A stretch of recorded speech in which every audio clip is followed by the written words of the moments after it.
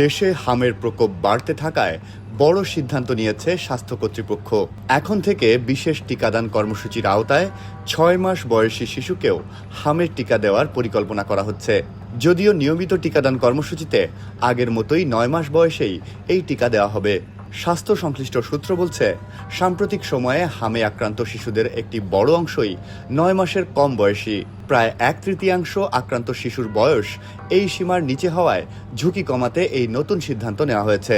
সম্প্রসারিত টিকাদান কর্মসূচি ইপিআই এর আওতায় ৬ মাস থেকে ৫ বছর বয়সী শিশুদের টিকা দেওয়া হবে। আর যেসব এলাকায় টিকা গ্রহণের হার কম, সেখানে এই কর্মসূচি আরও বিস্তৃত করে ১০ বছর বয়স পর্যন্ত শিশুদের অন্তর্ভুক্ত করা হতে পারে। ইতোমধ্যে হামে আক্রান্ত হয়ে অন্তত ৪০ শিশুর মৃত্যুর খবর পাওয়া গেছে। আক্রান্তের সংখ্যা কয়েক শতাধিক ছাড়িয়েছে, যদিও প্রকৃত সংখ্যা আরও বেশি হতে পারে বলে ধারণা করা হচ্ছে।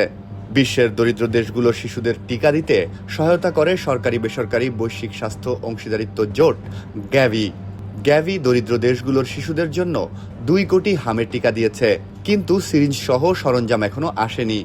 তাই এপ্রিলের পরিকল্পনা পিছিয়ে মে-জুলাইয়ে কর্মসূচি শুরু হতে পারে। এদিকে সরকার ৬০৪ কোটি টাকায় টিকা কেনার প্রস্তাব অনুমোদন করেছে।